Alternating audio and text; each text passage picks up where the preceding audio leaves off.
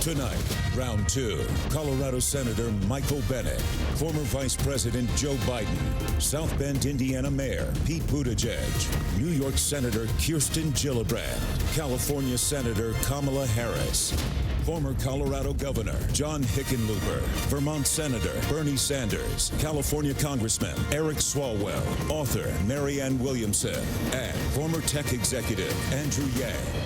From NBC News, Decision 2020. Senator Sanders, I'll give you 10 seconds just to answer the very direct question. Will you raise taxes for the middle class in the Sanders administration? People who have health care under Medicare for All will have no premiums, no deductibles, no co-payments, no out-of-pocket expenses. Yes, they will pay more in taxes, but less in health care for what they get. Thank you. Look, Donald Trump has put us in a horrible situation. We do have enormous income inequality. And the one thing I agree on is we can make massive cuts in the $1.6 trillion in tax loopholes out there, and I would be going about eliminating Donald Trump's tax cuts for the wealthy. Vice President Biden, thanks. The American people understand that Trump is a phony, that Trump is a pathological liar and a racist, and that he lied to the American people during his campaign. He said he was going to stand up for working families. Well, President Trump, you're not standing up for working families when you try to throw 32 million people off the health care that they have, and that 83% of your tax benefits go to the top 1%. That's how we beat Trump. We expose him for the fraud that he is.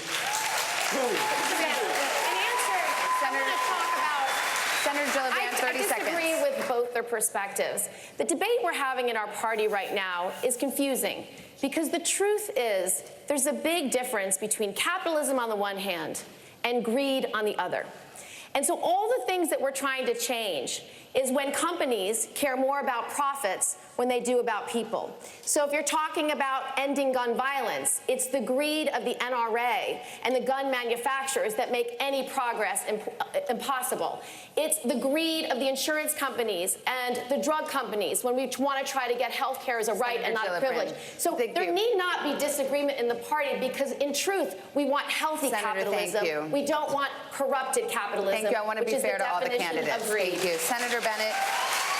We need to get to universal health care. I believe the way to do that is by finishing the work we started with Obamacare and creating a public option that every family and every person in America can make a choice for their family about whether they want a public option, which for them would be like having Medicare for all, or whether they want to keep their private insurance.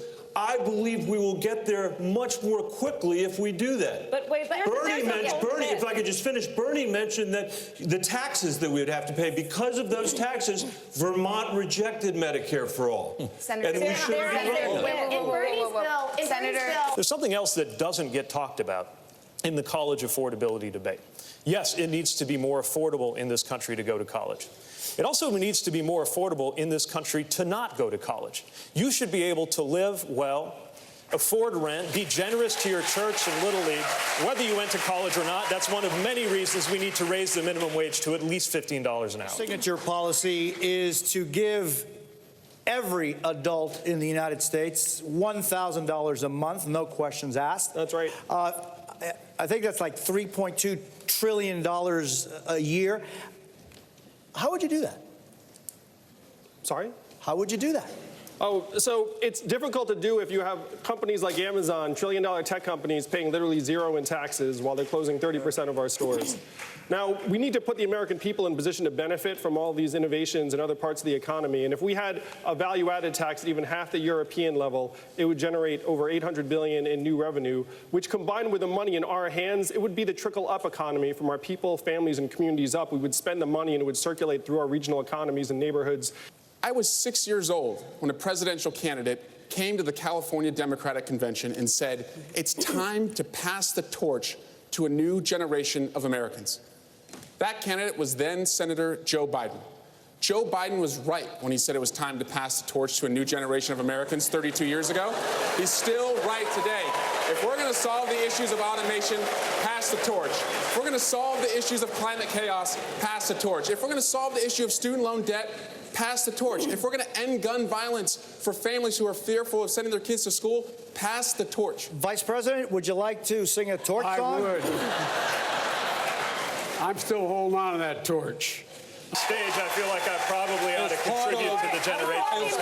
As part of Joe's generation, I'm all for part of Joe's generation. Let me respond. Before we move the on issue, from, if I may say, is not generational. Let's please. The Senator issue Sanders, is and I'll not let you. generational. We The will. issue is who has the guts to take on Wall Street, to take on the fossil fuel industry, to take on the big money interests who have unbelievable influence over the economic and political life of this country. These issues haven't gotten better over Senator Harris, Marianne, I'm so sorry.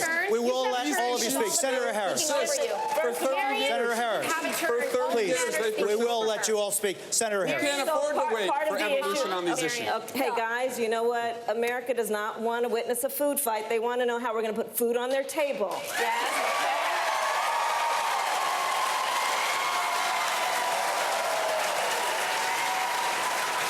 You ask them, how are you measuring the greatness of this economy of yours? And they point to the jobless numbers and the unemployment numbers. Well, yeah, people in America are working. They're working 2 and 3 jobs. So when we talk about jobs, let's be really clear. In our America, no one should have to work more than 1 job to have a roof over their head and food on the table.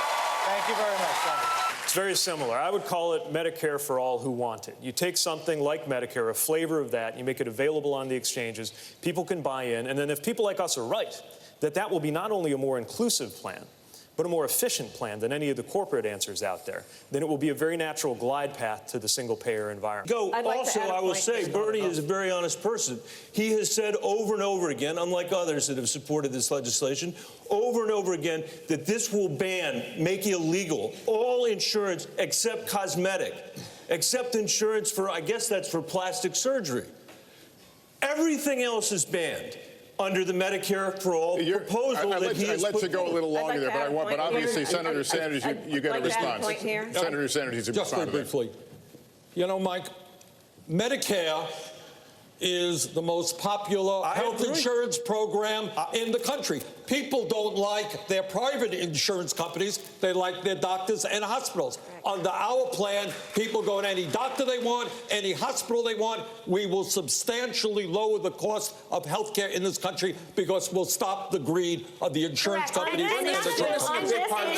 On this issue, we have to think about how this affects real people. And the reality of how this affects real people is captured in a story that many of us heard, and I will paraphrase.